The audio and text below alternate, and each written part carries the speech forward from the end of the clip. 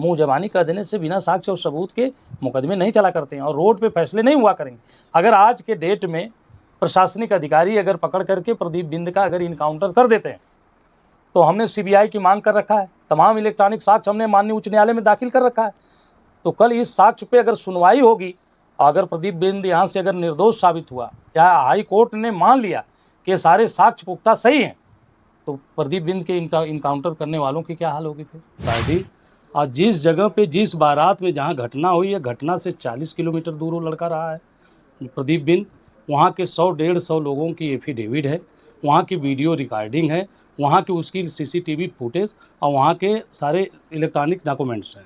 उस आधार पे मैं माननीय उच्च न्यायालय में आया हूँ। दोस्तों, मैं इस समय हूँ प्रयागराज में मैं इसलिए आया हूँ क्योंकि जो प्रदीप बिंद के अधिवक्ता हैं, जिनका नाम है चंद्रजीत यादव जी, उन्होंने हाई कोर्ट में एक याचिका दायर की। और चलिए जानने की कोशिश करते हैं जो है वकील साहब से कि क्या जो है कौन कौन सी ऐसी चीज़ें हैं, उनके पास कौन कौन से ऐसे एविडेंस हैं जिसको लेकर वो ये कह रहे हैं लगातार कि जो प्रदीप बिंद है वो इस मामले में शामिल नहीं था, जिसको लेकर उन्होंने हाई कोर्ट में दायर कर दिया है, याचिका दायर कर दी है। चलिए उस मामले में पूछताछ करने की कोशिश करते हैं वकील साहब से। मैं चंद्रजीत यादव, अधिवक्ता, उच्च न्यायालय इलाहाबाद, मुकदमा देख रहा हूं, जिसका मैंने 2 रीट पिटीशन, एक सीबीसीआईडी जांच के लिए, सीबीआई जांच के लिए हमने रीट पिटीशन दाखिल कर रखा है, न्यायालय में विचाराधीन है। जनपद जौनपुर का सबसे चर्चित हत्याकांड रहा है दूल्हा आजाद बिंद हत्याकांड, जिसमें कई लोग आरोपी बनाए गए और उसमें मुख्य अभियुक्त प्रदीप बिंद का नाम आता है और जिसके आप अधिवक्ता हैं। तो क्या कहना चाहेंगे इस घटनाक्रम को लेकर के? पहले तो आपको बहुत बहुत धन्यवाद जो आप इतना दूर से चल करके माननीय उच्च न्यायालय तक आप लोग आए सच्चाई की तलाश में।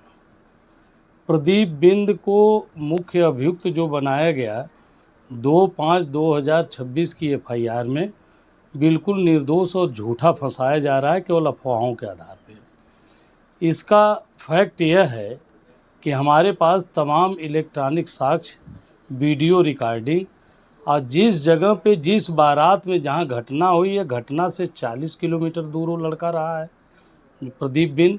वहाँ के 100-150 लोगों की एफिडेविट है, वहाँ की वीडियो रिकॉर्डिंग है, वहाँ की उसकी सीसीटीवी फुटेज और वहाँ के सारे इलेक्ट्रॉनिक डॉक्यूमेंट्स हैं।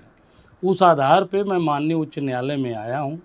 इसके अतिरिक्त और कुछ जानना हो तो बताइए। जो जैसे आजाद बिंद की बहन सौम्या लगातार ये आरोप लगा रही है कि मेरे भाई को मारने वाला प्रदीप बिंद ही है और शादी की शाम जो है आजाद बिंद की होने वाली ससुराल में भी वो गया था। इसको लेकर के क्या कहेंगे आप? चूँकि हमारी पुरानी रिश्तेदारी है उस घर, उस रिश्तेदारी को देखते हुए 5 बजे मैं पहुंचा हूं अपने माता पिता और मैं और एक भतीजी को लेकर के। वहां से 6 बजे के बाद मैं निकल कर के 3 निमंत्रण मेरा इस घटना से 40 किलोमीटर दूर था, जहां मेरी presence, CCTV footage, video recording और तमाम मोबाइल इलेक्ट्रॉनिक साक्ष्य हैं कि वह मौके पे नहीं था। अगर रहा सवाल ये कि आपका प्रश्न ये है कि सौम्या बिंद द्वारा बार बार प्रदीप बिंद को मुख्य अभियुक्त बनाया जा रहा है, यह तो आप इलेक्ट्रॉनिक साक्ष्य को देख करके देख सकते हैं कि मैं मौके वारदात पे अभियुक्त रहा है कि नहीं रहा है। चूँकि सौम्या बिंद जो है वो अभी एक बहन है, पीड़ित है, उसको भी न्याय की तलाश है और इतना अनुभव भी नहीं उसको है, चूँकि अभी नई लड़की है, यह अनुभव नहीं है। बहन होने के नाते उस तकलीफ़ में वो तमाम बातें, अफवाहें जो हैं उसको सही प्रतिरूप को मानते हुए वो बार बार लोगों को बयान दे रही है। क्या इस चीज का आप जो है स्पष्टीकरण करेंगे कि आजाद बिंद और प्रदीप बिंद में कभी विवाद हुआ था? हाँ, एक विवाद नहीं हुआ था, एक बात को लेकर के कहा सुनी थी। कारण ये था कि ये शादी पहले लव मैरिज, पहले लव था। आज़ाद बिंद जो है इस लड़की को लेकर के 6 महीना 7 महीना पहले ही भाग गया था घर से। उस समय लड़की के फादर ने हमको अवगत कराया था। हमने फ़ोन पे केवल एक बार ये कह दिया कि वो हमारी बहन है दूर की, तुम ऐसा न करो, अगर तुम तैयार हो तो उस लड़की को ले आओ, घर छोड़ दो और घर छोड़ करके फिर से अरेंज मैरिज में तब्दील कर दिया जाए, तुम्हारी हमारी इज्जत दोनों लोगों की मर्यादा बची रहेगी। उसके बाद जो है 6 महीने बाद ही मैं यहाँ से पंजाब चला गया। मैं 27/4/2026 को लौट करके वहाँ से आया हूँ। इसका CDR हमारे मोबाइल का निकाल दिया जाए कि मैं बीच में था ही नहीं, तो हमारा विवाद का कोई कारण ही नहीं था। तो जैसे किस आधार पर, किस बेस पर पुलिस जो है प्रदीप बिंद को मुख्य अभियुक्त बना देती है? चूँकि FIR में बार बार नाम सौम्या बिंद द्वारा, बार बार नाम मीडिया द्वारा बार बार इस बात को उछाला जा रहा है, तो पुलिस अपने सही जांच के मुकाम तक पहुंच ही नहीं पा रही है। सही मुकाम तक अगर पहुंचती तो मुझे माननीय उच्च न्यायालय में आकर के 2-2, 3-3 रीट नहीं दाखिल करना पड़ता। मैं खुद जो है CBCID CBI की मांग किया हूँ। मैं आकर के अगर प्रदीप बिंद दोषी होता तो वह क्यों चाहता कि जांच और निष्पक्ष और साफ सुथरी होनी चाहिए। हम खुद आकर के प्रदीप बिंद की बहन ने माननीय उच्च न्यायालय में इस बात का रीट पिटीशन दाखिल कर रखा है कि CBCID जांच, CBI जांच कराई जाए। अगर हमारा भाई दोषी हो तो कानूनी दृष्टिकोण से जो भी सज़ा बनती है वो सज़ा दिया जाए, लेकिन फैसले ऑन रोड नहीं होंगे, अदालत में होंगे। लगातार आजाद बिंद की बहन सौम्या इनकाउंटर की मांग कर रही है, क्या ये इनकाउंटर संवैधानिक है? कहीं का भी इनकाउंटर हो, अगर इनकाउंटर संवैधानिक होता तो इसको भी संविधान में एक स्थान दिया गया होता जरूर। कोई भी इनकाउंटर संवैधानिक नहीं होता है, यह गैर जिम्मेदाराना हरकत है। मौके पे जो है इनकाउंटर कर देने से कोई न्याय नहीं होगा। न्याय जब भी होगा अदालत में होगा, अदालत से ही न्याय की गुहार लगाई जाती है। मैं सौम्या बिंद को भी यही बात कहता हूँ कि अगर अब पूर्ण रूप से अनुभव होता तो बड़े बड़े जो है घटनाओं के फैसले जो है अदालत से होते हैं, अदालत में वो आवें। हम तो CBI मांग कर ही रहे हैं, वो भी आवें, CBI मांग करें, और हम लोग भी उनका सहयोग कर रहे हैं। दूध का दूध, पानी का पानी हो जाएगा जांच में। आप ये दावा कर रहे हैं कि कुछ फोटो, कुछ वीडियोज हैं जिससे ये पता चल रहा है कि प्रदीप बिंद उस वक्त किसी शादी समारोह में था, लेकिन पुलिस की जांच में ये सामने आया कि जो दूल्हे आजाद बिंद का भाई है वो और होने वाली जो दुल्हन थी उसने पहचान किया है उन आरोपियों की। इसका भी जवाब मैं आपको दे रहा हूँ। मेरे पास इस समय रखा हुआ साक्ष्य है कि हम मौके पे वारदात पे कहाँ थे। कि तो यह इलेक्ट्रॉनिक मीडिया जो है, ये वीडियो रिकॉर्डिंग सारी चीज़ें झूठ है। और 100-150 लोग, जहाँ जिस बारात में मैं गया हूँ उस बारात के 100-150 लोग यह गवाही देने को तैयार हैं। एफिडेविट बना करके उन्होंने दिया कि जिस समय वारदात हुई है 8:15 पे, उस समय प्रदीप बिंद घटना से 40 किलोमीटर दूर बारात में था। ये बात मैंने माननीय उच्च न्यायालय के समक्ष भी रखा है, और इसी पे न्याय के लिए अपेक्षा भी न्यायालय पे इसी बात के लिए आए हैं कि यहाँ से यह न्याय मिले कि नहीं, पहले इसकी जांच हो, जांच में पुख्ता सबूत जब सामने आवे तब दोष और निर्दोषी बनाया जाए। FIR में ये लिखा गया है, FIR में सौम्या ने यही शिकायत किया है कि जो रवि था वो गाड़ी चला रहा था और प्रदीप बिंद ने गोली मारी है। इस मामले में रवि का एनकाउंटर भी हो चुका है। अगर ये दावा किया जा रहा है कि प्रदीप उसमें शामिल नहीं था, तो फिर रवि का होने का क्या माना जाए कि रवि भी उसमें था? अगर रवि गाड़ी चला रहा था और प्रदीप ने गोली मारी है। अब इस प्रश्न का उत्तर अगर आपको मैं दूं तो मैं अभी जब अदालत में मैं हूं, मुकदमा हमारा अभी विचाराधीन है, तो मैं प्रदीप को पहले यह साबित करने में सफल हूं कि नहीं यह प्रदीप बिंद निर्दोष है, तब इस प्रश्न का उत्तर बनता है। हमारे अगर इलेक्ट्रॉनिक साक्ष्य जो हैं, ये सबूत जो मेरे वीडियो रिकॉर्डिंग है, अगर यह सही है तो रवि भी मौके पे नहीं था। इसका मतलब गवाह भी अंडर प्रेशर और पॉलिटिकल प्रेशर में आकर के वो अभी गवाही दे रहे हैं। शादी में तमाम लोग शामिल हुए थे, गवाह के तौर पर सिर्फ उनके परिवार से 2 लोग सामने आए, उनकी बहन है जो आरोप लगा रही है। आप क्या मानते हैं कि वो गवाह क्यों नहीं मिल पाए? क्या और लोग नहीं उसमें थे, या फिर ये क्या चीज़ें आपको समझ आ रही हैं? ये बहुत अच्छा प्रश्न आपने किया। यही बात हमने अदालत में भी उठाया है कि 4 गोलियां लगी हैं मृतक को, लेकिन और गाड़ी में बैठे हुए किसी व्यक्ति को एक गोली और खरोच तक नहीं आई है। विषय नंबर 1। विषय नंबर 2 कि घर के ही 2 इंडिपेंडेंट गवाह हैं, चश्मदीद गवाह जिनको बनाया गया है, जबकि बारात में बुलाए गए 100-150-200 लोग इनके निमंत्रण दिए गए रहे होंगे। कोई गवाह गवाही करने को तैयार नहीं है, इसलिए कि सही बात दूसरी है गोली किसी और ने मारा है। और आज़ाद बिंद का आपको पता होगा कि आज़ाद बिंद भी लोगों से इनके लफड़े नई उम्र का तमाम था। कौन मारा, कैसे मारा, अगर बारातियों की गवाही की जाती तो हो सकता है कि और साक्ष्य सबूत आता कि कौन लोग मारने वाले थे। क्योंकि पहले ही एफआईआर लिखा करके इन्होंने 3 लोगों को नामित कर रखा है, और गवाही होगी तो नाम और आ जाएंगे दूसरे। उसको छुपाने के लिए केवल घर के गवाहों को ही पेश किया जा रहा है। तो क्या बिना जांच पड़ताल के ही 1 लाख रुपए का इनामिया घोषित कर दिया जाता है? अंडर प्रेशर, पॉलिटिकल प्रेशर में यह इनाम घोषित किया गया है, न कि जो है जांच के बाद। अगर जांच, पुलिस अगर जांच की होती तो पुलिस को मौका चाहिए जांच करने के लिए। अभी एक पर्चा भी नहीं कट पाया पुलिस द्वारा, इसके बाद इनकाउंटर हो गया। ये जांच मानी नहीं गई।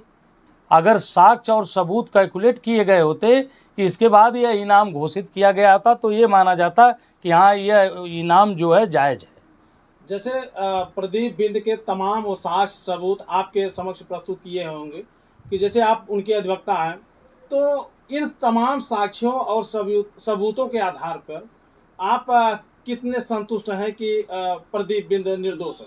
अगर संविधानिक दृष्टिकोण से और इलेक्ट्रॉनिक एविडेंस के आधार पर देखा जाएगा तो प्रदीप बिंद बिल्कुल निर्दोष हैं।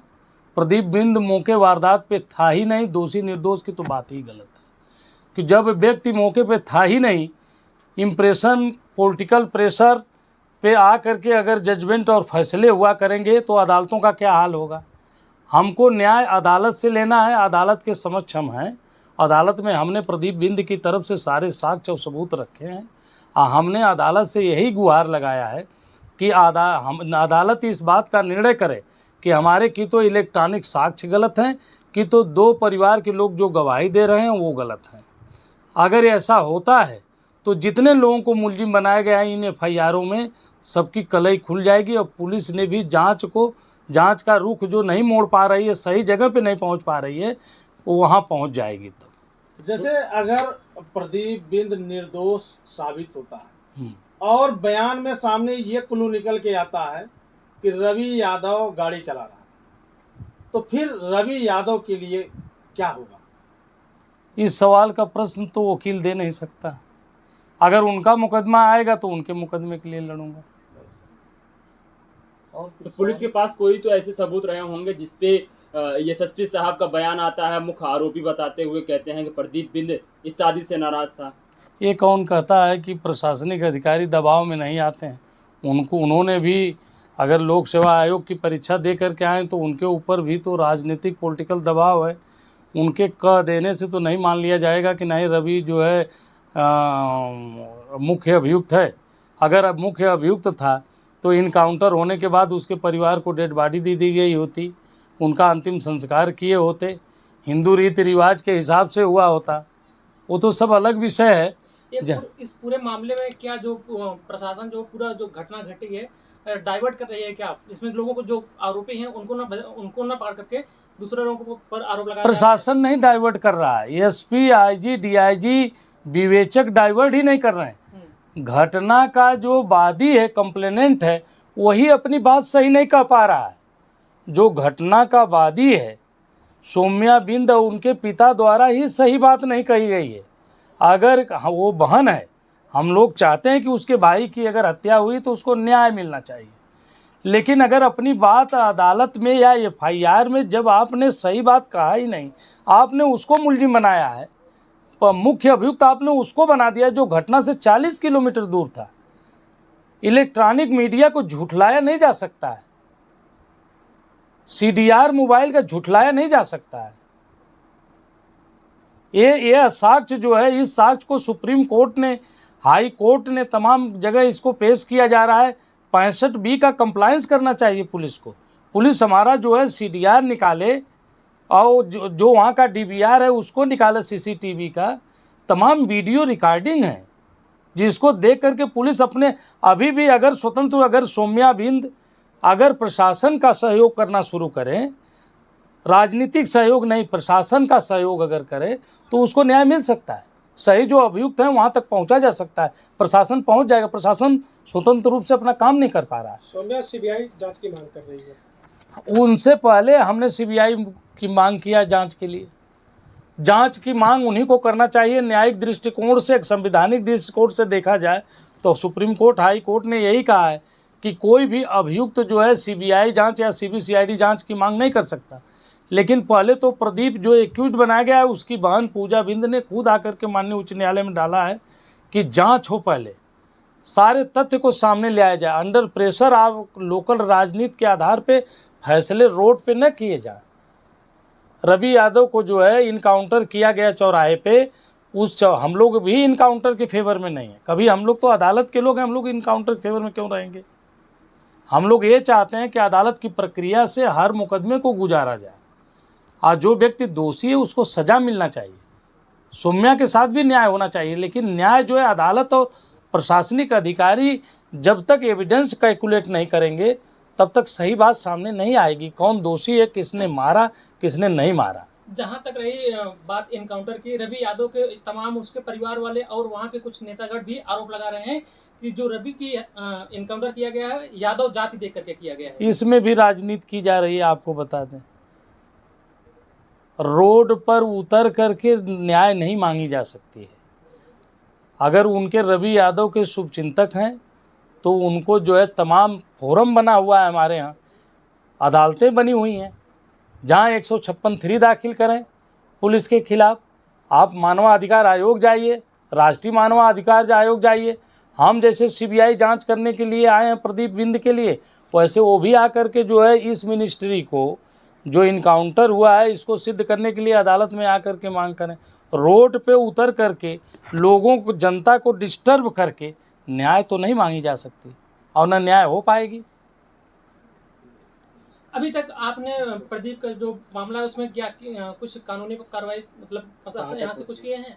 नहीं, हमने यहाँ से 2 रीट पिटीशन दाखिल कर रखा है। एक रीट पिटीशन हमने जो दाखिल किया है 2/5/2026 को, जो एफआईआर सौम्या बिंद के पिता द्वारा दाखिल एफआईआर की गई थी, जिसमें आज़ाद बिंद की हत्या हुई थी, जिसमें 3 अभियुक्त नामित किए गए थे। 2 दिन बाद सौम्या बिंद द्वारा 2 दिन बाद 3 अभियुक्त और बढ़ा दिए गए। देखिए, एफआईआरें ऐसे नहीं लिखी जाती हैं, न्याय ऐसे नहीं चलती है, न्याय मुँह जबानी नहीं चलती है। साक्ष्य और सबूत चाहिए न्याय के लिए, और न्याय पाने के लिए न्याय के लिए तत्पर होना पड़ता है। फिर जो है 3/5/2026 को पुलिस ने 12 लोगों को नामित कर दिया। ये मिनिस्ट्री आप मर्डर थोड़े सिद्ध किया जा रहा है, और नहीं इसका साक्ष्य और सबूत, कोई साक्ष्य सबूत नहीं। पुलिस अपना साक्ष्य नहीं दिखाना चाहती, वो दिखा भी नहीं सकती है। जब तक जांच चल रही है तब तक पुलिस किसी को अपना जो पर्चे काटे हैं उसको नहीं दे सकती।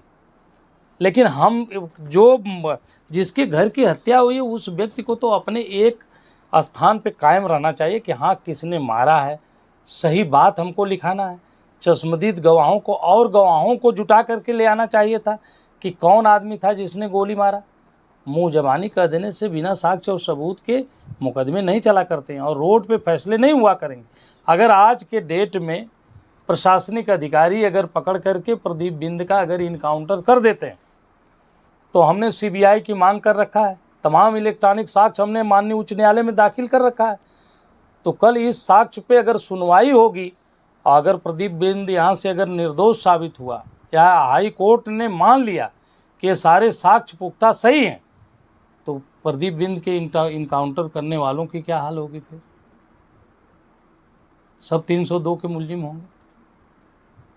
तो पुलिस तो मुठभेड़ भी दिखाती है। रवि यादव वाले में यही हुआ कि पुलिस ने मुठभेड़ बताया है इसमें, तो क्या इसमें पुलिस का बचाव हो सकता है? जो मुठभेड़ महज मुठभेड़ दिखा देने से, जब मैं माननीय उच्च न्यायालय में पहले आकर के इस बात का प्ली किया हूँ कि मुझे जो है पुलिस से ही बचाया जाए, मुझे स्टे दिया जाए।